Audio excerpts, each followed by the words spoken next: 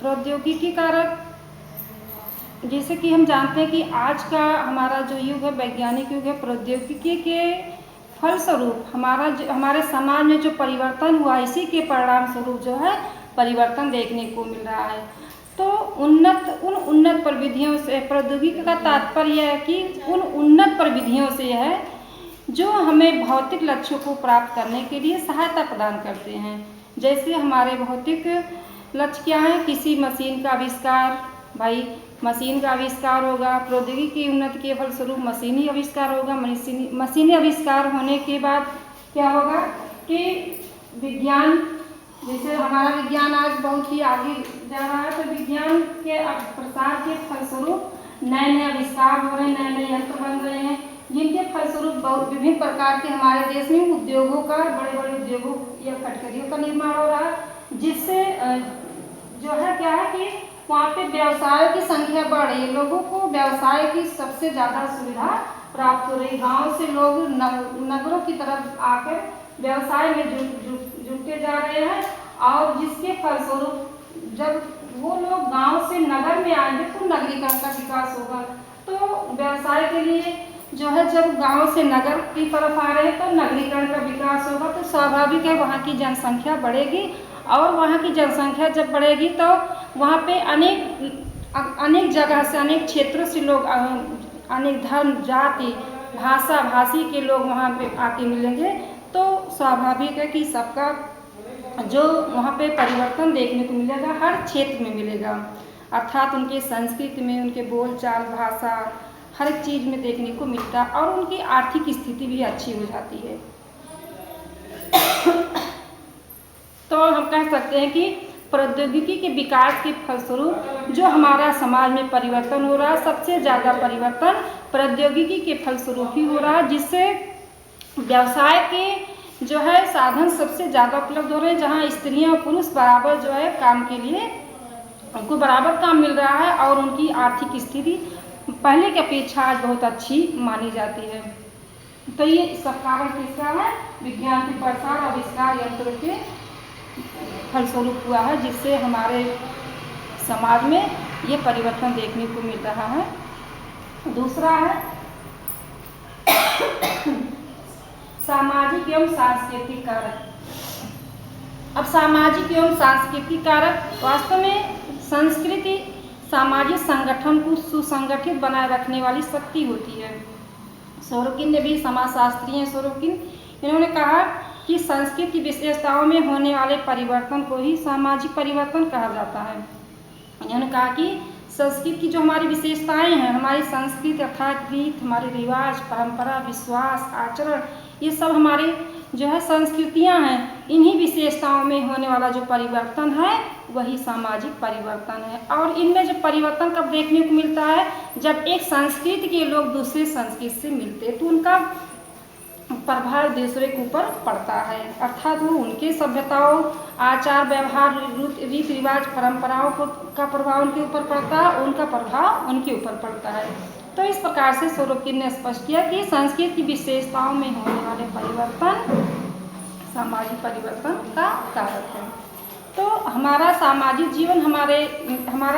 जीवन क्या है, हमारे विश्वास हैं, हमारे धर्म है, हमारे रीति है, रिवाज है, परंपरा, ये सब क्या है, रूढ़ियाँ हैं, इस पर हमारा सामाजिक जीवन निर्भर करता है।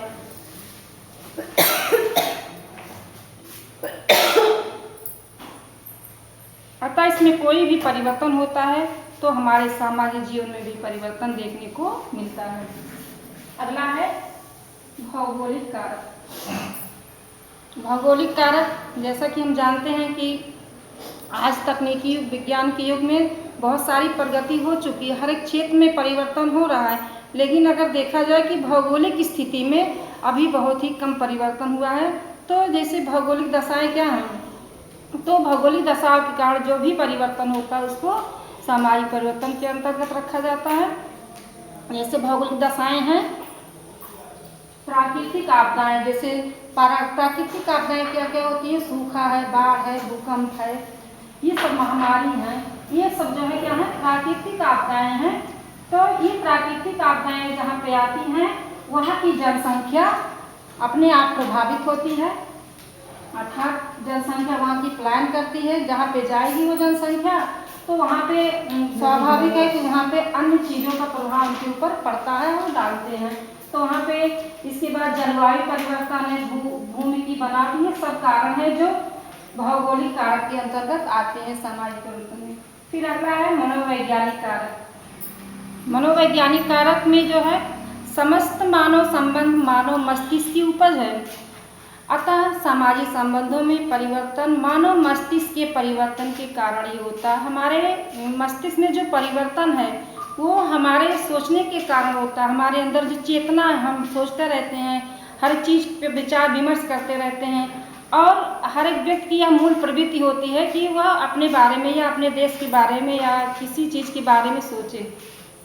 तो मानव मस्तिष्क की यह उपज है जो मानव में जिज्ञासा की मूल प्रवृत्ति पाई जाती है, और वह इन्हीं जो है चीज़ों का आविष्कार, नवीन नवीन चीज़ों का आविष्कार अपने इन्हीं कारणों से करता है।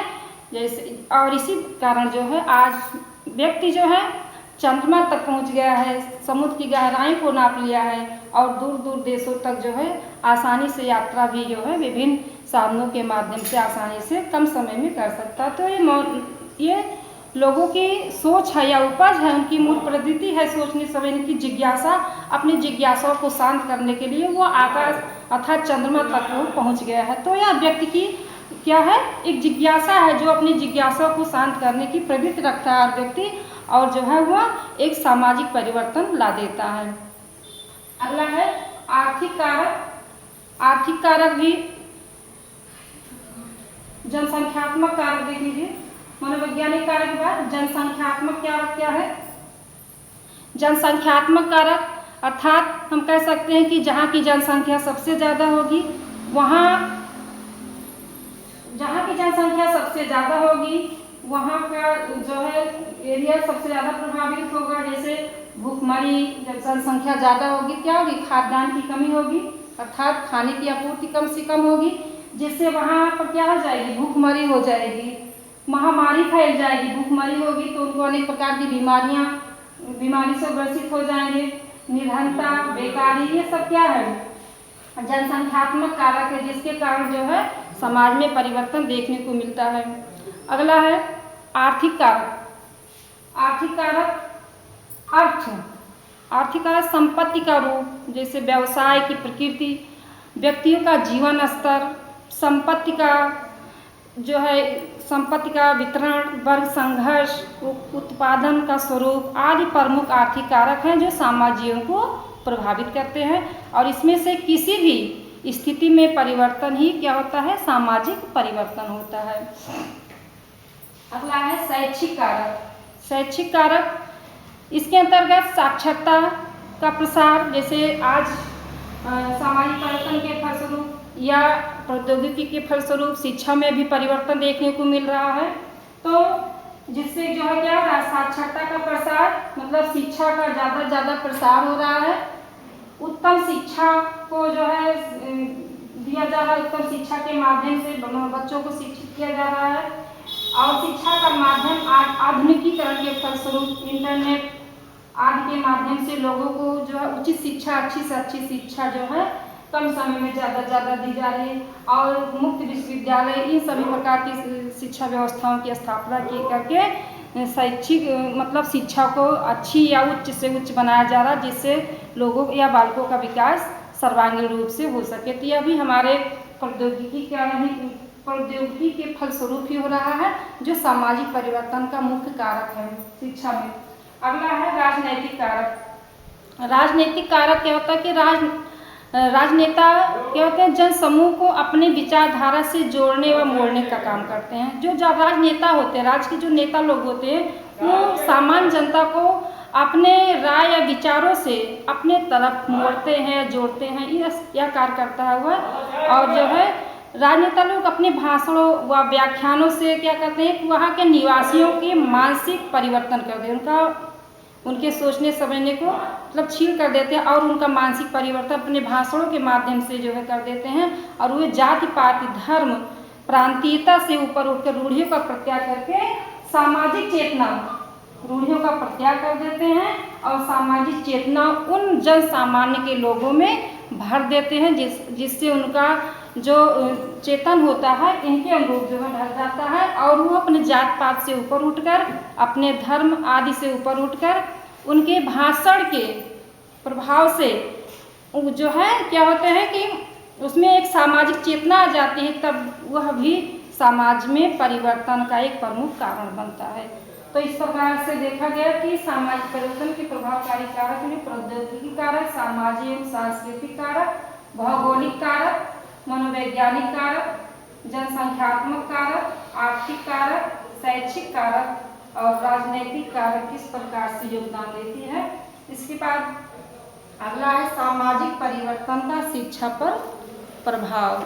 तो सामाजिक परिवर्तन का शिक्षा पर जो प्रभाव हुआ है वो निम्न प्रकार से है। तो सामाजिक जीवन का शिक्षा पर प्रभाव, जैसे भारतीय समाज में घटित परिवर्तन के फलस्वरूप जो भारतीय समाज में जो परिवर्तन हो रहा है उसके फलस्वरूप क्या हो रहा है, भारतीय शिक्षा पर निम्नलिखित प्रभाव पड़ रहे हैं। नंबर 1 है शिक्षा का प्रसार क्या हो रहा है, तीव्र गति से हो रहा है। जो हमारी शिक्षा का प्रसार हो रहा है बहुत ही तीव्र गति से, अधिक जो है तेजी से हो रहा है। दूसरा पॉइंट है शिक्षा का आधुनिकीकरण हुआ है। आज की शिक्षा और मध्य या प्राचीन शिक्षा में अगर देखा जाए तो बहुत ही अंतर है, तो या कह लीजिए जमीन आसमान का अंतर है। तो शिक्षा का आधुनिकीकरण के फलस्वरूप क्या हो, शिक्षा में नवीनीकरण या नवीनता आया हुआ है। अगला नंबर है प्रजातांत्रिक मूल्यों की विकास हेतु शिक्षा के स्वरूप को परिवर्तित किया गया है। मतलब प्रजातंत्र के जो मूल्य हैं उनके विकास हेतु शिक्षा में के स्वरूप में परिवर्तन किया गया है। अगला है शिक्षा के अनौपचारिक स्वरूप का भी प्रयास किया जा रहा है। शिक्षा के अनौपचारिक, जैसे कि जो शिक्षा ग्रहण करना कोई ज़रूरी नहीं कि हम विद्यालय में जाके शिक्षा ग्रहण करें, हम अन्य माध्यमों से ही शिक्षा आज के जो है युग में ग्रहण कर रहे हैं, वर्तमान युग में, जिससे जो है ज़्यादा से ज़्यादा विकास शिक्षा के माध्यम से हो सके। तो अनौपचारिक शिक्षा और औपचारिक शिक्षा दोनों प्रकार की शिक्षा हम आज वर्तमान युग में या आधुनिकीकरण के युग में ग्रहण कर रहे हैं।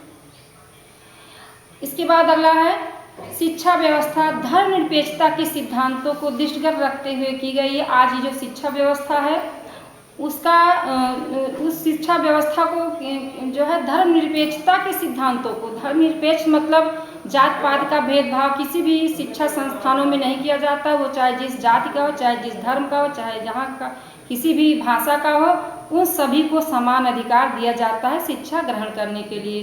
तो धर्मनिरपेक्षता के सिद्धांतों को दृष्टिगत रखते हुए आज की शिक्षा व्यवस्था की गई है। अगला है शिक्षा के व्यवसायीकरण हेतु नवीन शिक्षण प्रविधियों का प्रचलन किया जाने लगा है।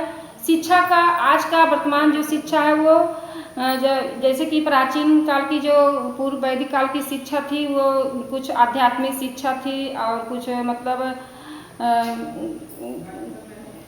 उनके मूल्यों के आधार पर शिक्षा दी जाती थी, संस्कृति के आधार पर। लेकिन आज जो हमारी शिक्षा है वो व्यवसायिक शिक्षा है, मतलब जो शिक्षा का उद्देश्य क्या है, व्यवसाय है।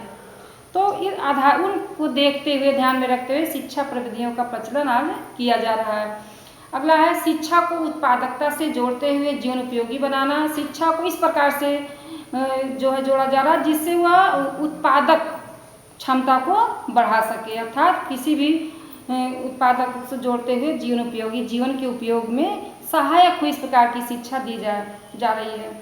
अगला है शिक्षा के नए व मूल्यवान साधन जुटाए गए हैं। आज के वर्तमान या तकनीकी युग में शिक्षा के नए साधन नवीनीकरण हुआ है, तो जिससे जो है मूल्यवान साधन या नए साधन शिक्षा को देने के लिए जुटाए गए हैं।